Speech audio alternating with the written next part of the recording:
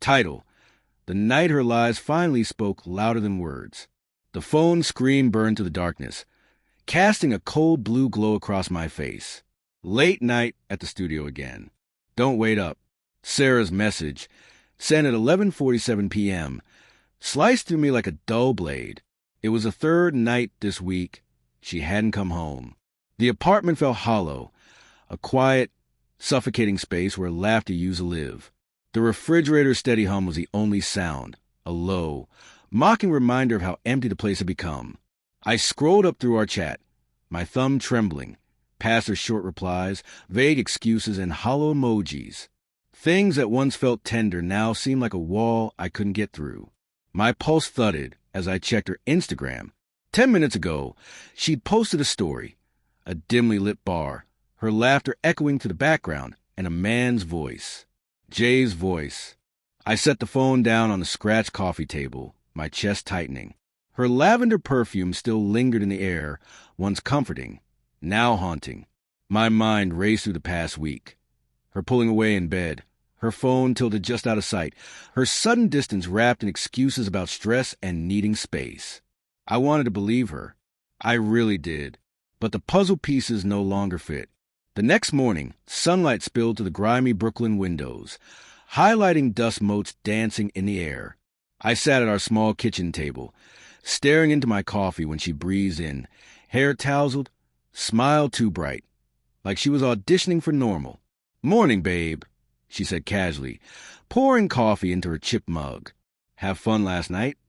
I asked, keeping my tone steady. Her eyes flickered, just for a second. "Yeah, caught up with some friends." She didn't look at me. Her fingers tightened around the cup. "John was there. You remember him, right? From the co-working space." I remembered. Too well.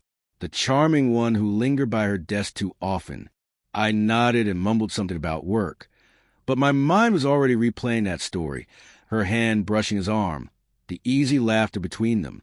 That evening, unease clawed at me. When she went to shower, her phone buzzed on the counter. I stared at it, my heart pounding. I'd never crossed this line before, but suspicion had become unbearable. Her passcode was still our anniversary. Cool. I unlocked it. There it was, her chat with John. Late-night messages. Heart emojis. A photo of them at the bar, her lips grazing his cheek. My stomach turned. I scrolled further. Plans to meet again, cryptic lines about needing to talk, and then a voice note. Her voice, soft, wistful, whispering, "I can't stop thinking about last night." The bathroom door creaked open. I fumbled to lock the phone. She stepped out, towel wrapped around her, droplets tracing her skin. "You okay?" she asked, her tone light, but her eyes searching. "Yeah, I lied. Just tired." Inside, I was falling apart. The next few days were a blur pretending. She laughed. I smiled. We shared meals in silence, each fork clink echoing like a countdown. I became a ghost detective in my own life, watching, piecing things together. Her location turned off. Her phone always face down. Her posts carefully filtered, never showing him, but never hiding him completely either. A tag photo at a rooftop bar, his arm around her waist. A Venmo payment, drinks, time-stamped the same night she said she was working late. Each discovery drove another nail into the coffin of what we once were. And still, I try to rationalize. Maybe it's innocent. Maybe I'm imagining things. Maybe our love can still survive this. But deep down, I already knew. Friday night broke me. She said she was meeting a client. Minutes later, her phone lit up with a message from John. "Can't wait to see you tonight." I sat on the couch, staring at the words until they blurred. The city outside roared with life, but inside, everything had gone still. When the door opened at 2 a.m., she stumbled in, smelling of whiskey and another man's cologne. I was waiting. The room was dim, lit only by a sliver of streetlight through the blinds. "We need to talk," I said. Her eyes widened, then narrowed. "What's wrong?" "I saw your messages," I said quietly, holding up her phone. "All of them." Her face broke for a second, then hardened. "You went through my phone? That's low, Matt." "Don't." I snapped, my voice cracking. Don't turn this on me.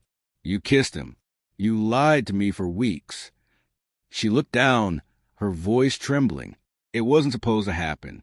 I was lonely. You've been so distant, always working. So this is my fault? I shouted. I've been here, trying to hold us together while you're out pretending everything's fine. Tears filled her eyes, but behind them, I saw something else. Not regret, not love, something colder. I didn't mean to hurt you, she said. But John, he listens. He sees me. The words hit harder than any confession. I stood, my hand shaking. You want to know what I did? My voice dropped. I recorded you that night. When you came home, lie about your client. I sent it to John's girlfriend. Her face went white. You didn't? I did, I said. If you were to burn this down, I'm not going alone. Silence swallowed the room. She stood there, trembling, tears streaming down her face, and I realized something brutal. Love wasn't enough. Not anymore.